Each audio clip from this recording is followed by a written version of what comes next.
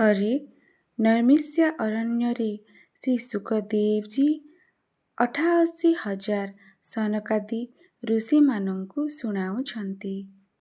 ଶ୍ରୀ ଶୁକଦେବଜୀ କହୁଛନ୍ତି, ଏବେ ମୁଁ କାର୍ତ୍ତିକ ମାସ କଥା ବିସ୍ତାର ରୂପରେ ଶୁଣାଇବି। ଯାହାର ଶ୍ରବଣ ମାତ୍ରକେ ମନୁଷ୍ୟ ସମସ୍ତ ପାପ ନଷ୍ଟ ହୋଇଥାଏ ଏବଂ ଅନ୍ତିମ ସମୟରେ ତାହାକୁ ବୈକୁଣ୍ଠ ଧାମ ପ୍ରାପ୍ତି ହୋଇଥାଏ। ଥରେ ଶ୍ରୀକୃଷ୍ଣଙ୍କ ପାଖରେ ସତ୍ୟଭାମା ବସିଥାନ୍ତି। ସତ୍ୟଭାମା ପ୍ରସନ୍ନ ହୋଇ କୃଷ୍ଣଙ୍କୁ କୁହନ୍ତି, ମୁଁ ଧନ୍ୟ ହେଲି, ମୋର ମନୁଷ୍ୟ ଜନ୍ମ ଧନ୍ୟ ହୋଇଗଲା। ମୋତେ ଜନ୍ମ ଦେଇଥିବା ଜନ୍ମଦାତା ମଧ୍ୟ ଧନ୍ୟ। ଆପଣଙ୍କ 16,000 ପାଟରାଣୀଙ୍କ ଭିତରୁ ମୁଁ ଆପଣଙ୍କ ଅତି ପ୍ରିୟ ଅଟେ। ସିଏ ପ୍ରତିଦିନ ଅତିଥି ସେବା, ଦେବ ପୂଜନ, ଜପଯଜ୍ଞ ଏବଂ ସୂର୍ଯ୍ୟଙ୍କ ଉପାସନା କରୁଥିଲେ। ସିଏ ସୂର୍ଯ୍ୟ ସମାନ ତେଜସ୍ୱୀ ଥିଲେ। ନିଜର ବୃଦ୍ଧାବସ୍ଥା କାଳରେ ଗୁଣବତୀ ନାମକ କନ୍ୟାଟିଏ ଜନ୍ମ ହେଲା। ତାହାର ପୁତ୍ର ନଥିଲା।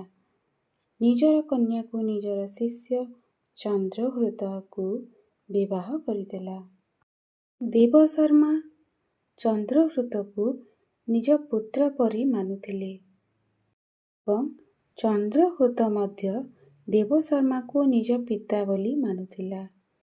ଗୋଟିଏ ଦିନ ସେ ଦୁଇଜଣ ଜଙ୍ଗଲକୁ କାଠ ଆଣିବାକୁ ଗଲେ। ହେଲେ ହିମାଳୟ ନିକଟରେ ଭ୍ରମଣ କରୁଥିଲେ। ସେହି ସମୟରେ ଗୋଟିଏ ରାକ୍ଷସ ଦେଖିଲେ। ତାକୁ ଦେଖି ଭୟରେ ସେ ଦୁଇଜଣଙ୍କ ଅଙ୍ଗ ଶିଥିଳ ହୋଇଗଲା। ସେଠାରୁ ସେ ଦୁଇଜଣ ପଲେଇ ପାରିଲେନି। ରାକ୍ଷସ ସେହି ଦୁଇଜଣଙ୍କୁ ମାରିଦେଲା। ସେହି ଦୁଇଜଣ ଧର୍ମାତ୍ମା ଥିଲେ।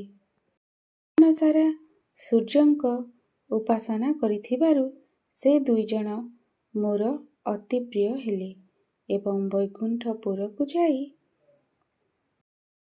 ସୁଖ ଭୋଗ କଲେ। ହେ ଦେବୀ, ଗଣେଶଙ୍କ, ଶିବଙ୍କ ଏବଂ ସୂର୍ଯ୍ୟ ଉପାସନା ଯେଉଁମାନେ କରନ୍ତି ସେମାନଙ୍କୁ ସ୍ୱର୍ଗ ପ୍ରାପ୍ତ ହୋଇଥାଏ। ମୁଁ ଏକ ହେଲେ କାଳ ଏବଂ କର୍ମରେ 5 ପ୍ରକାର ହୋଇଥାଏ। ଦେବଦତ୍ତ ପିତା, ଭ୍ରାତା ବୋଲି ସମ୍ବୋଧନ କରିଥାନ୍ତି।